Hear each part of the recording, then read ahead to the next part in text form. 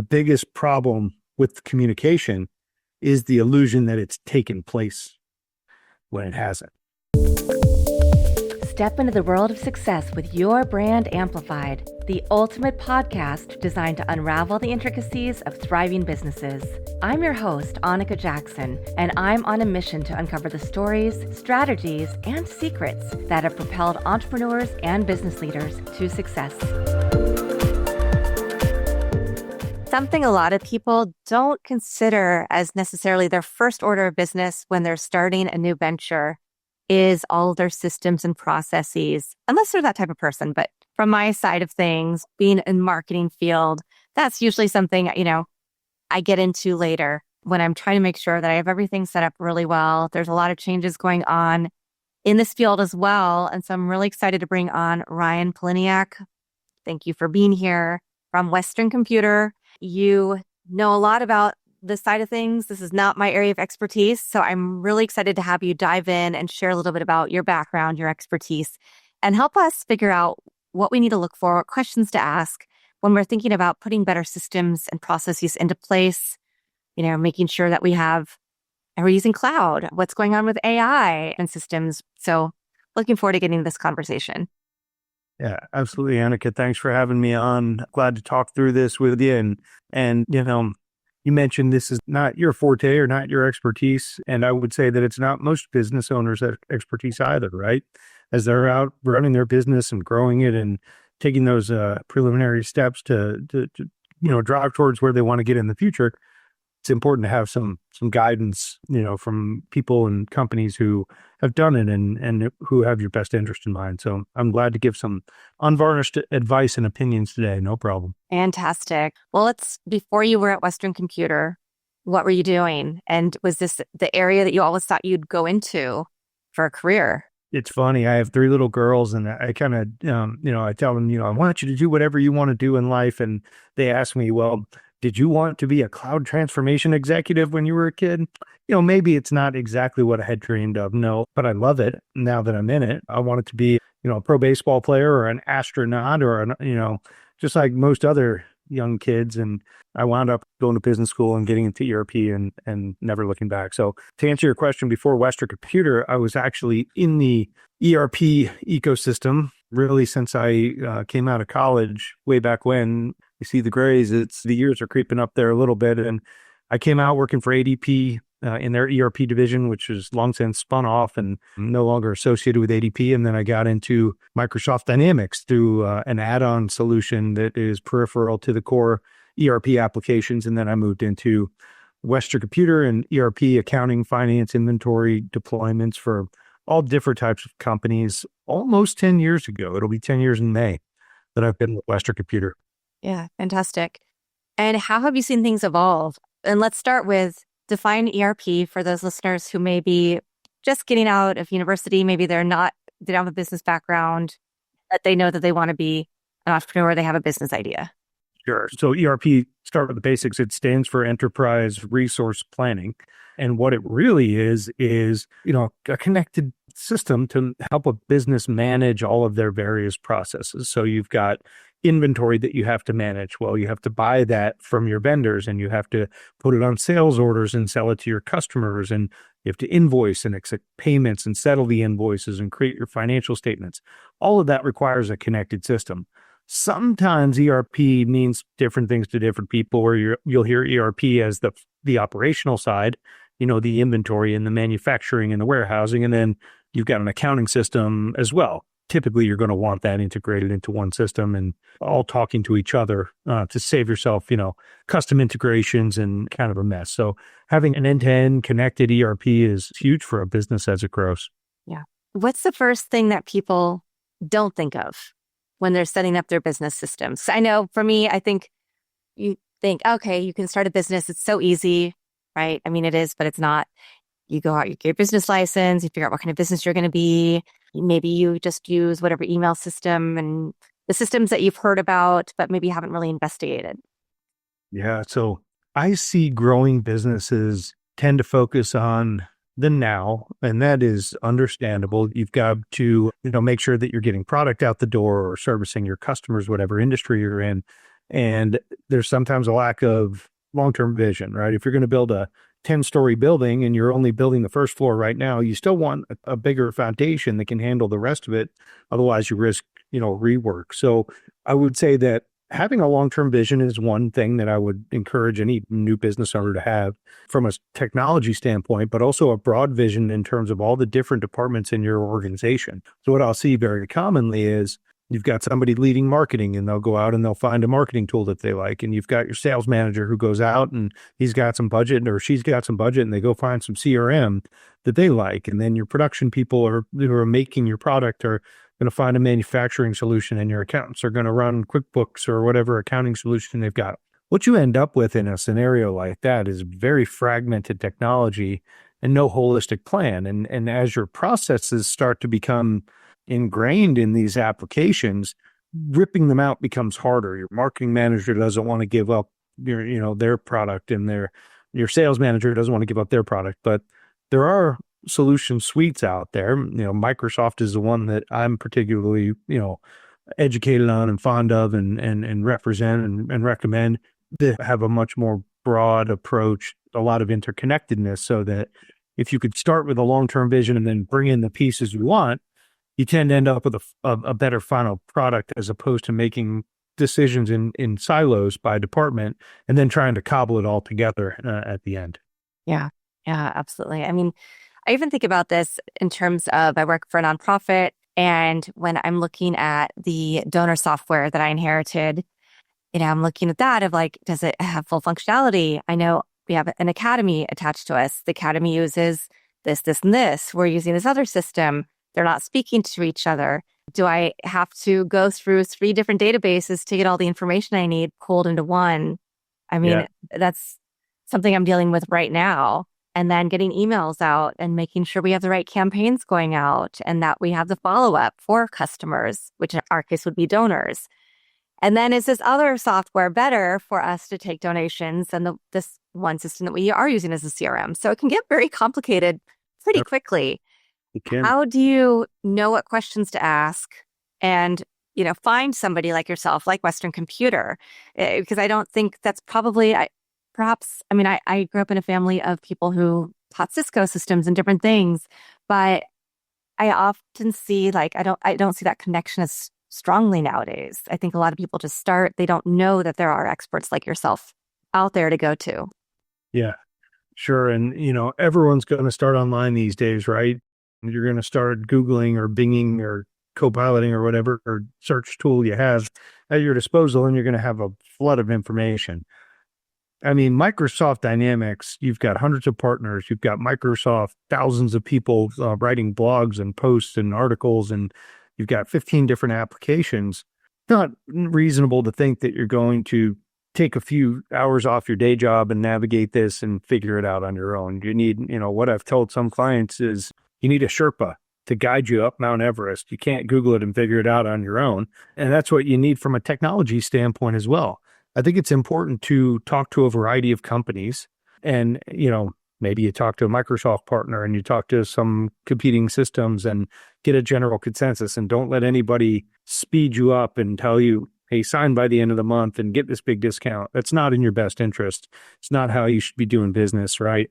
Take your time. This is important stuff, and you'll pay for it more in the long run, making a short-sighted decision for a short-term discount. And if a company really wants your business anyway, they'll continue to, offer you those same available, promotions or whatever they might have. But definitely talk to a variety of companies, talk to references, customers, and find out how those companies have treated them.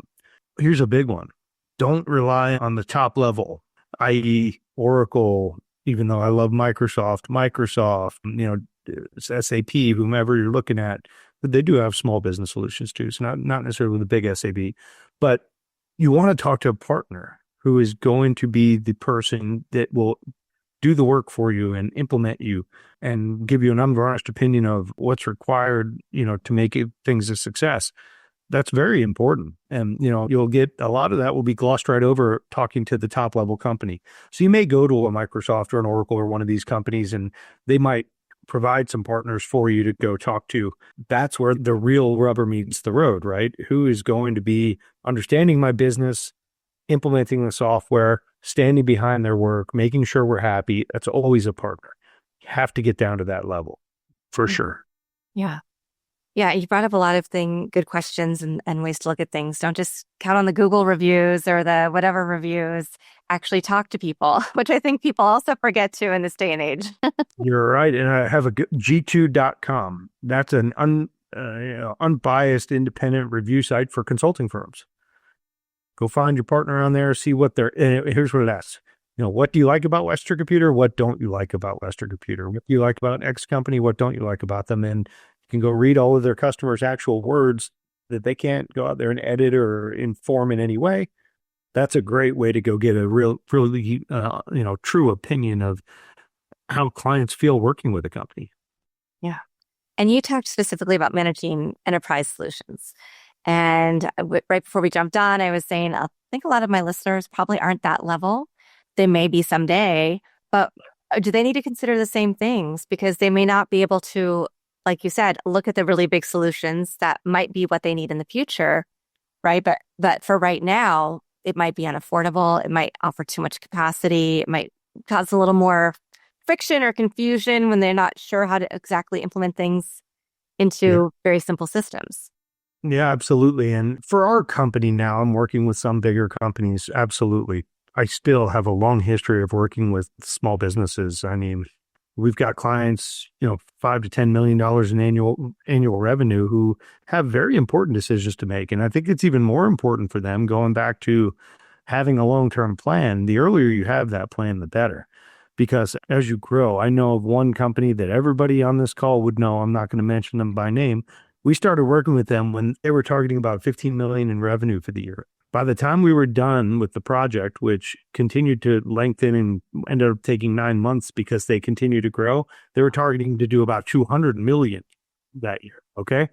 So they started in a lot of various silos and let their processes grow into those applications. And they're still using a lot of that stuff today because it was so painful to rip it all out. They were growing so quickly that they couldn't, so look at get beyond the features. You can't just see a demo and say, okay, this is great. This meets my marketing requirements and it's going to, be wonderful for marketing and then have somebody else look at a feature-based demo. You need a more holistic view. Like what's the platform like all together? If I wanted to set a foundation and then, plan out the landscape in my backyard and then put some trees in this year and some bushes in next year and some solid in at the beginning. Well, at least I've got a holistic plan and I've got elements that are going to work together, if that makes sense. And then you implement, incrementally. And that's important for small business too. Keep it small. I tend to have to talk the small businesses down and say, listen, let's start smaller. Let's not boil the ocean, to use an analogy that you hear out there. Because the tendency is, well, here I'm making these changes. Here's everything that I ever dreamed of. Start with the boring foundational stuff. No offense to the accountants. You need GL, you need AP, you need AR, you need to have your inventory in your system. It should be an auditable, gap compliant system, which, a lot of these systems out there are not, right? You can go delete an invoice and have no record of it. These are the foundational things that you need to get in place. With a solid foundation, then you can build the nice to have stuff on top of that and have a much more successful long-term plan that you can grow into. Mm-hmm. Yeah. Now we're in the world of cloud and now we're also in the world of AI. So I'd love to hear a little bit about your thoughts on that, because obviously now you are a cloud expert. One thing, and just to piggyback on this, is I'm on this Intuit Small Business Council. And 2 years ago, we spoke to Congress members. We spoke about the needs of small businesses to bridge the digital divide, right? Because a lot of them before the pandemic weren't really there. And that probably includes having the kind of systems that you can help put into place for people and for small businesses. They didn't have everything where they needed to be to understand that they were moving their businesses online or they were going to falter. Now we're talking about AI powers Main Street and helping small businesses understand the next level is how to use AI technology appropriately as a tool to help streamline your business processes and systems. So I'd love to hear a little bit about your thoughts on how did your role change when the world of cloud computing came about? And then what changes do you see now with AI and then future project for us if you can? I Yeah. know that's a lot. How long do we have? Great question. So let me back up. You asked me at the very beginning, what changes have I seen the most? And I didn't answer it, but you just nailed them, right? Cloud and AI. First it was cloud, now it's definitely AI. And it's been a massive transformation, even in my 15 years. I mean, it's huge. So it used to be that you bought software and you put it on a server in your office and you remote desktop in if you need remote access and you crossed your fingers that it was secure. Mm. And then you started seeing move to the cloud, mid really the first decade of the 2000s is when that really started to happen and get your systems into the cloud. And there was a lot of fear there. There's a lot of, hey, I need my data to be secure and it's secure in my closet. It's not secure in some place where I don't really know where it is or where it's hosted. That was the, general opinion of it for quite a long time. And you've seen quite a shift there as, the information has panned out that far more secure in the cloud, and it's not even close. And that would be my number one reason, and is actually, we wrote a blog on 7 reasons to move to the cloud recently. Number one, security, security, security. It is huge. And so Microsoft, in our case, right, they're the ones hosting your data behind a black curtain. It is untouchable. You don't see ransomware attacks. You don't see systems go down. Every one that we see is a customer on an on-premise server, on-premise SQL server somewhere, and they're ransomware and their data is held hostage and they can't ship and they can't invoice and they can't pay their vendors, and it's a disaster. So the cloud security it used to be a fear of moving to the cloud, and now it's really the main advantage to move to the cloud. Now, that's the main advantage in terms of risk mitigation. If you want to talk about the main advantage in terms of potential opportunity, right now it's AI. It's funny. I saw a cartoon. It was like something to the effect of, a boss telling his director, we need AI. And the guy said, great. What do you want to do with it? And he said, I have no idea, but we need it right away. And so I hear that all the time. What's AI going to do for me?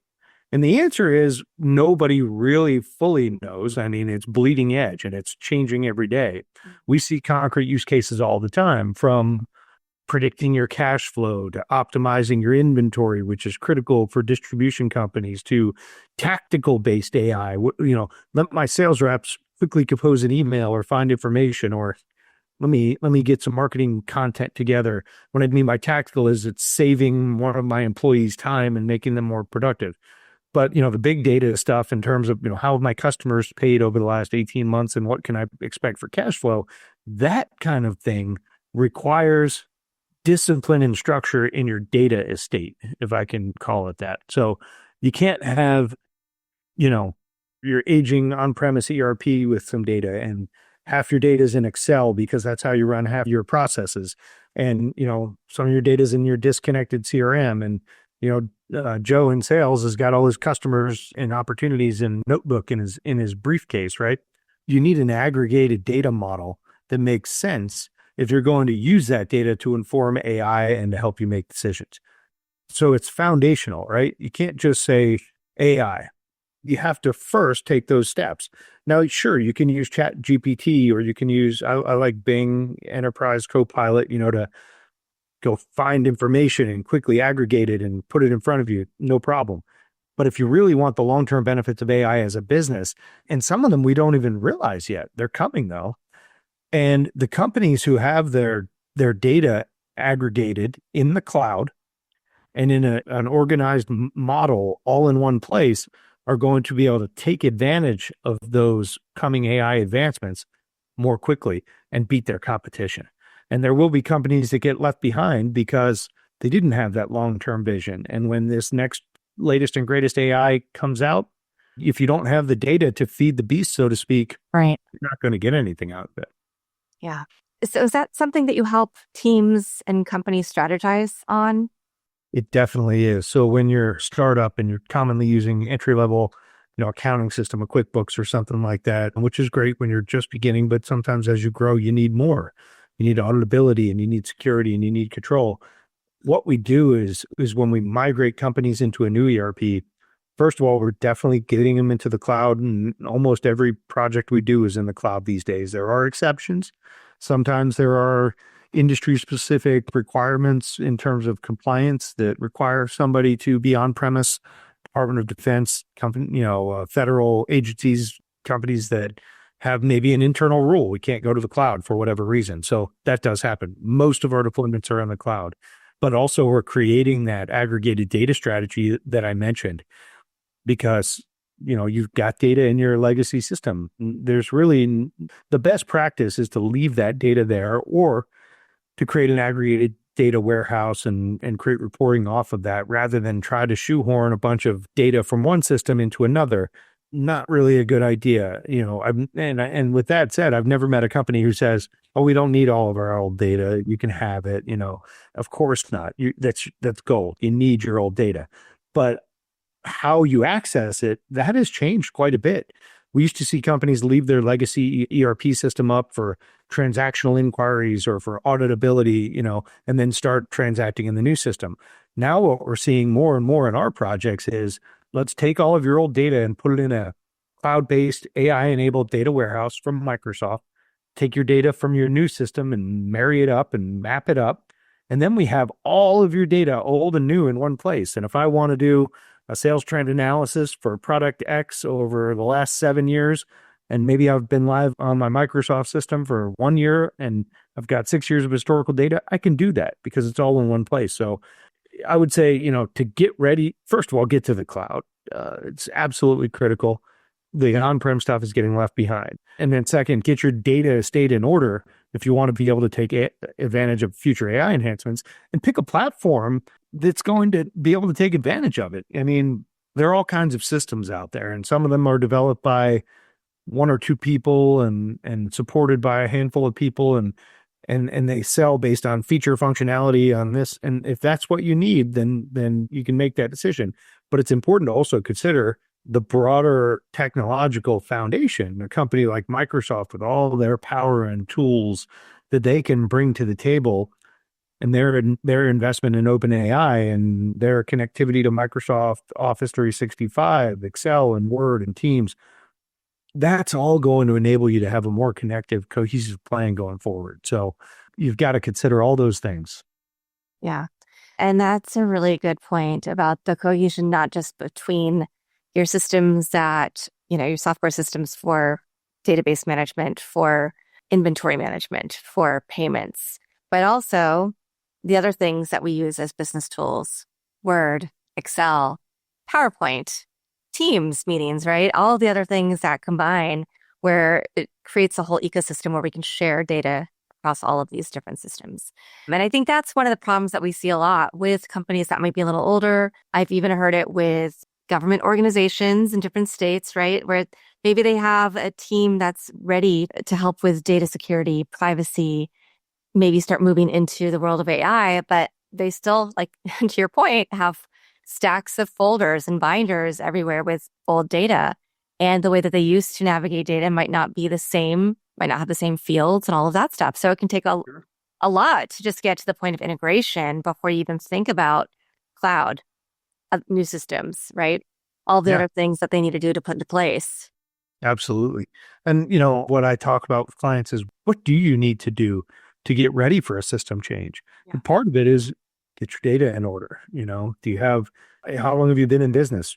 15, 20 years, and you've got every customer you've ever worked with and every vendor you've ever paid and every item you've ever sold in that system. Well, it's a good chance a lot of that doesn't need to come forward. So you can preliminarily start working through those kind of things well before you ever begin a project and be prepared, to make the move when the time comes. Yeah.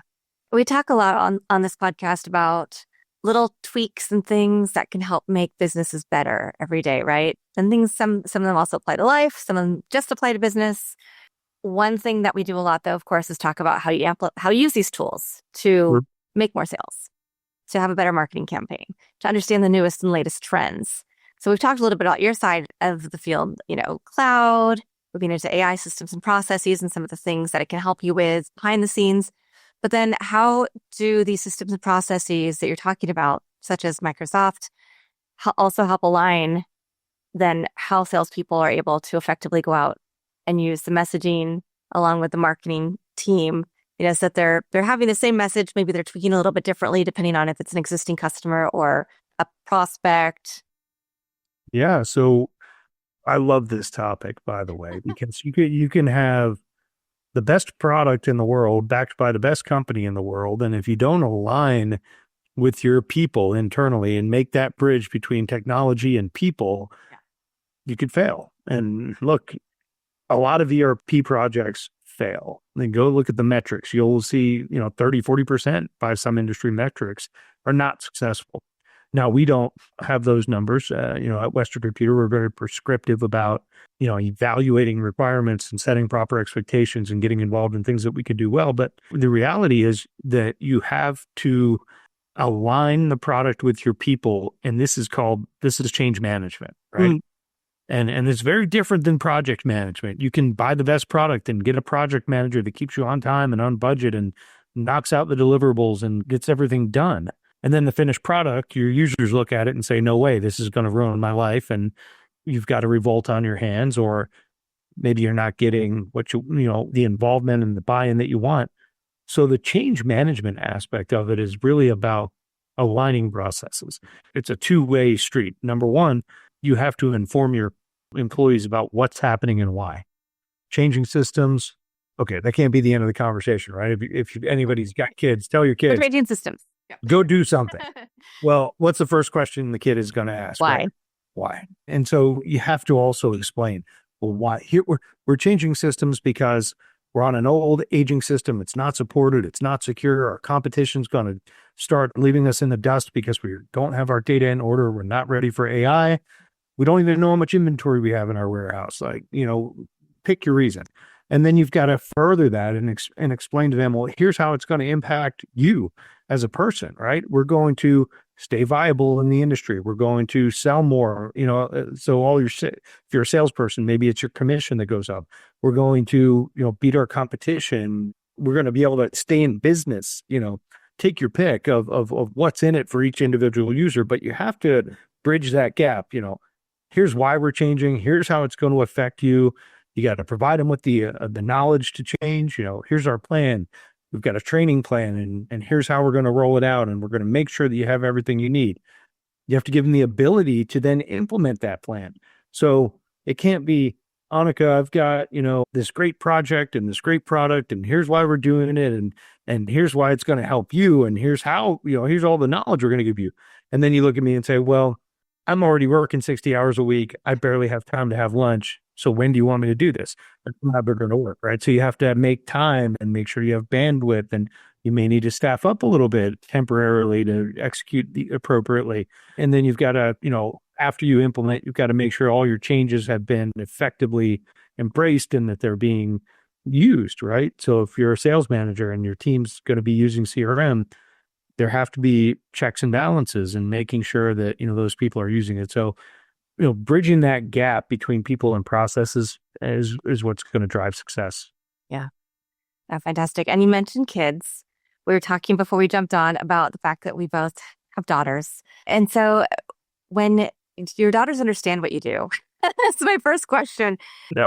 Is it something that they're interested in or engaged in? And how do you make sure that you have, because obviously what you do takes a lot of time, a lot of investment in other people, in other companies, organizations, as well as your own.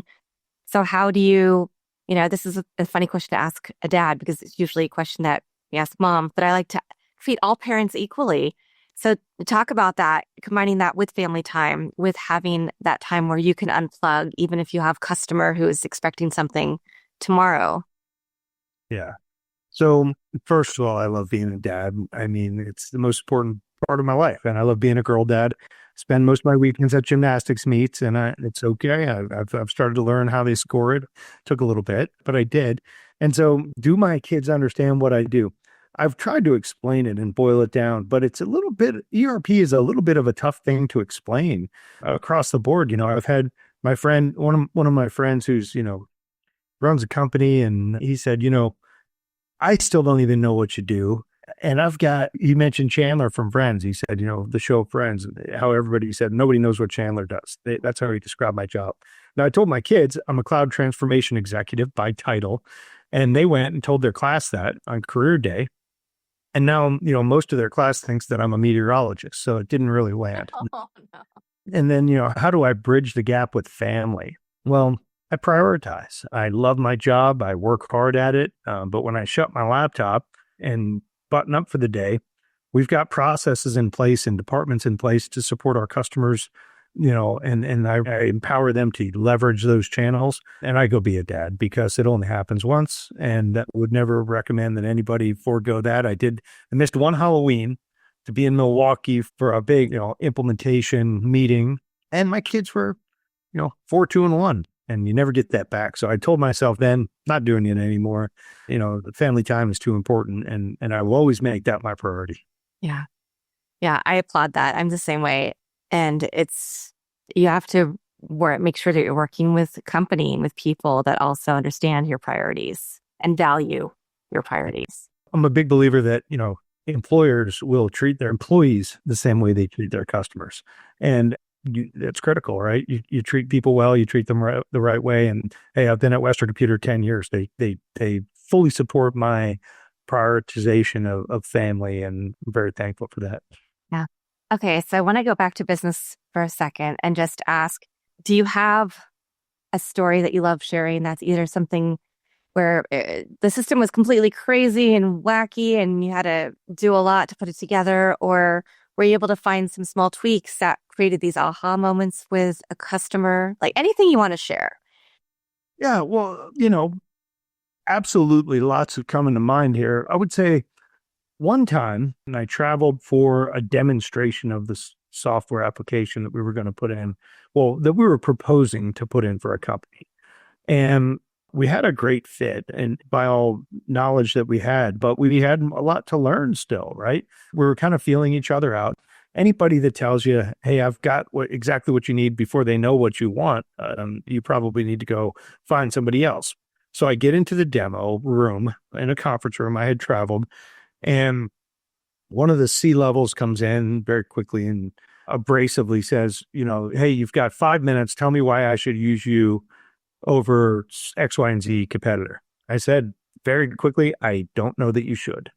And that's the truth, right? And that's how I try to operate, is transparently. And I said, I don't know that you should yet. We have a lot to learn still. We're going to show you what you have today, what we have. We're going to learn more about your business. We're going to be open and honest about our ability to deliver on your needs. If we don't have alignment, I'll probably tell you to go use the other company. And if we do, then I'll tell you that. And it took him aback a bit. And we ended up having a great conversation, and they were a longtime client and still are. So I think that that's very important. And you've got to have transparency, you got to have honesty, you've got to have communication.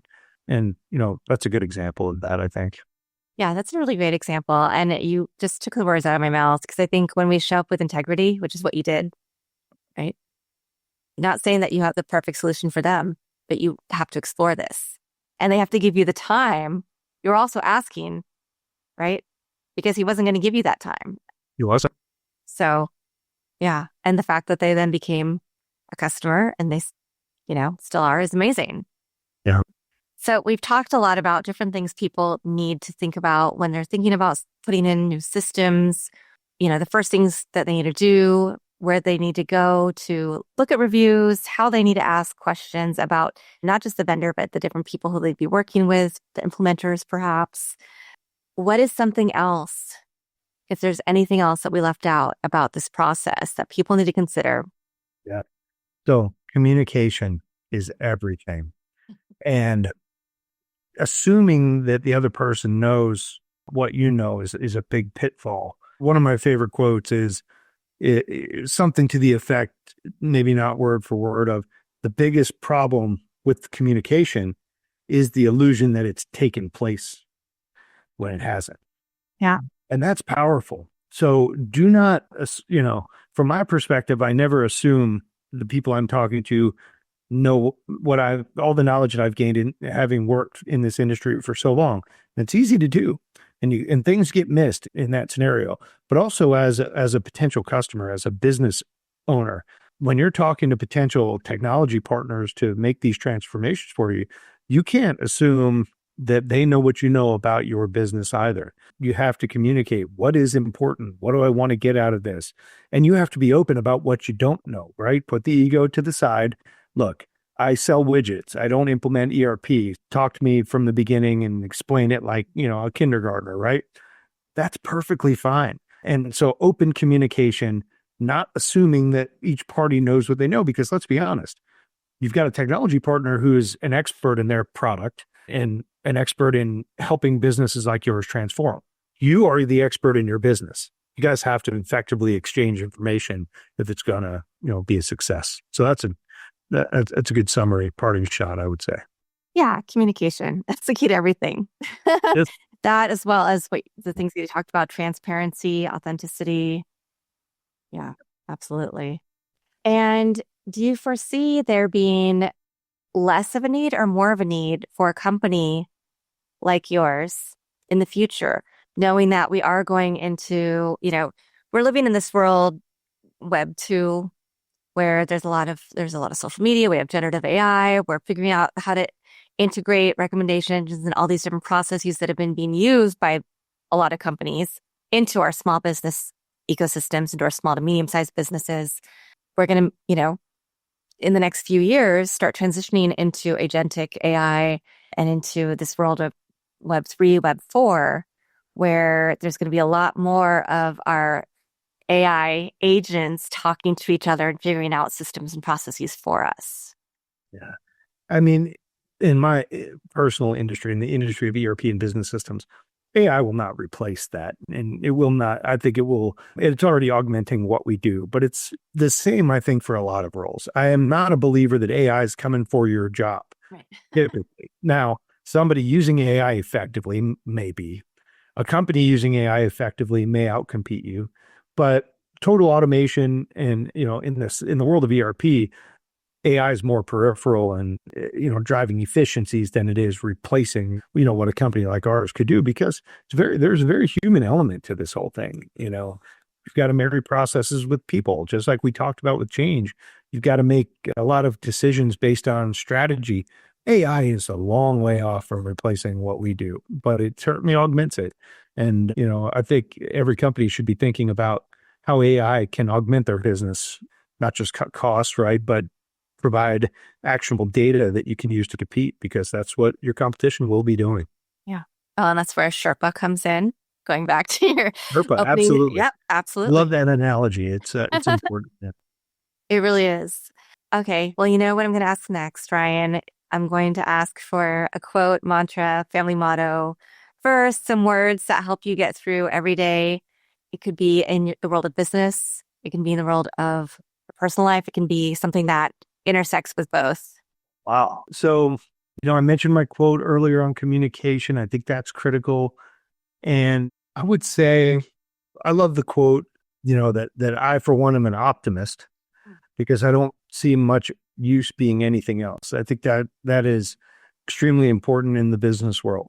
Focus on your goals and not, focusing on fear or perceived, security risks in the cloud that you will get left behind in that scenario. If you have any golfers out there, I had a good buddy of mine that golfed in college, and he said, if you hit your ball and you can't find it, look for it where you want it to be. And that way, if you do happen to run across it, great. If it's back there buried in the leaves in the woods somewhere, it doesn't matter anyway. So stay positive and focus on your goals. That's what I teach my girls. And don't worry about what you can't control. Do your best, shut your laptop, go to bed at night, and start again in the morning. Fantastic advice and words. Ryan, thank you so much for being here. This has been a long time coming, but I think, as always, it was the perfect time in coming. And we will, of course, link Western Computer and perhaps your LinkedIn profile if people want to reach out to you directly. Yeah, there aren't too many Pollyniaks out there. You could find me on LinkedIn quite easily. MSDYN Solutions is the LinkedIn URL for me, but sure. If anybody wants to chat, I'm an open book. Feel free to connect with me or come through our website. We've got a chat there as well that, one of our reps will pick it up. But, glad to talk to you. Hey, well, we'll have to come back and talk to you when we do reach that world of of Web 4 in a few years if I'm still podcasting the same way and everything else remains the same, to see how that is now intersecting with the business and the work that you do. So looking forward to it. Maybe it'll be AI Annika and you'll be on the beach sipping a Mai Tai. Who knows? I can only imagine. Awesome. Thank you so much for joining me on Your Brand Amplified. And thank you to everybody who's watching this episode or listening to it on your favorite platform. Leave us a rating review. Let us know what you want to hear more of. I'm all ears, and I'll be back again with another amazing guest to share a little bit to make your business journey better every day. Thanks for listening or watching to this episode of Your Brand Amplified. Don't forget to leave us a rating or review on your favorite podcast listening platform. And if you want to learn more, check us out at yourbrandamplified.com.